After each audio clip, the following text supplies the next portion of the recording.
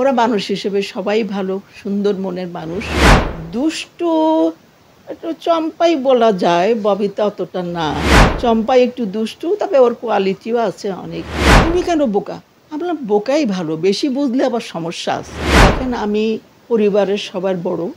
আমার মা ছোটবেলায় মাকে হারিয়েছি। আমার ভাই-বোনরা তখন ছোট ছিল।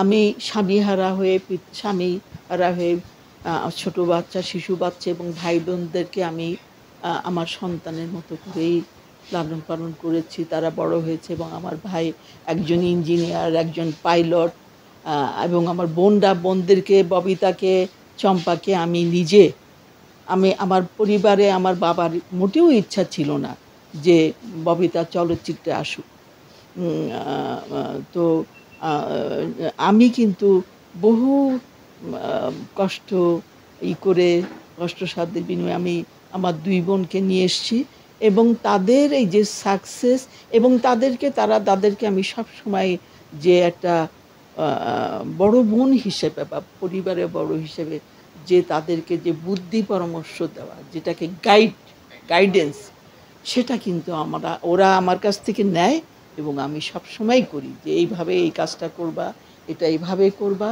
এবং সেইভাবেই তারা পথ চলেছে। এবং তাদের যে অর্জন, তাদের যে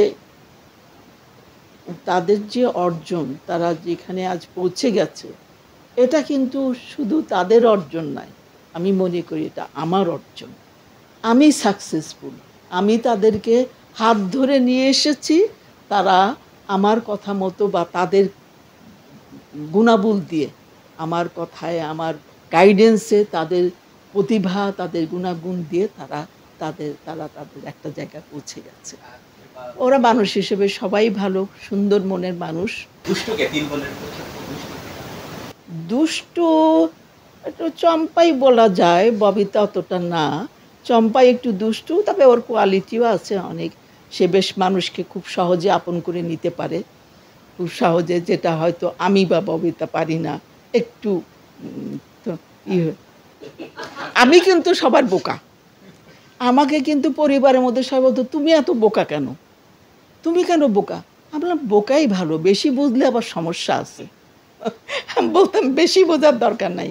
আমি আমার পথ ধরে কাজ করে যাব। আমার ভাই-বোনদেরকে মানুষ করব। আমার সন্তানদেরকে আমি মানুষ করব। বাস এটাই আমার মূল উদ্দেশ্য।" এবং আমি সেটা করেছি। আমি মনে হয় কিছুটা হলেও করতে পেরেছি। আমি সাকসেসফুল। শুধু রিয়াজ না, শোনেন, রিয়াজ আছে, শাবনূর আছে। শাবনূর হলে পপি অপুদা আছে। তারপরে আপনার ওই ফেরদৌসের বউ আমার আত্মীয়, উনার ওয়াইফ। যাই হোক, এই সবাই মোটামুটি সবাই আমার এই চলচ্চিত্রের সবাই একসময়, কিন্তু চলচ্চিত্রে যখন কাজ করতাম, এফডিসির ফ্লোরের মধ্যে এক ফ্লোরে অমুক, ববিতা আরেক ফ্লোরে, জহিরান আমার ফ্লোরে অমুক তমুক। তো বলতো, "পুরা এফডিসিটাই তো আপনাদের।" এরকম করে অনেক সময় ঠাট্টা করে বলতো। তাই আমি বলতাম, "হ্যাঁ ভাই, আমাদেরই এফডিসি।" হ্যাঁ, এরা তো দেখেন, আমাদের আসলে আমার একটা রক্ষণশীল পরিবার থেকে আমি এসেছি এবং ওই সময়ে ঐরকম রক্ষণশীল পরিবার থেকে বেরিয়ে এসে চলচ্চিত্রে অভিনয় করা এতটা সহজ ছিল না। তো সেটা করতে পেরেছি। আমার মার, বিশেষ করে আমি বলব, আমার মায়ের অবদান সবচেয়ে বেশি। এবং আমার মা-বাবা একটু সাংস্কৃতিক মনা ছিলেন। তারা লেখাপড়া করেছিলেন তখনকার সময়ে। কলকাতায় লেডি ব্রাহ্মণ কলেজে আমার মা পড়েছেন।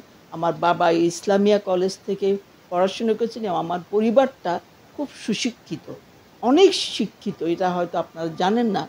সবই জানতে পারবেন আমার বইটা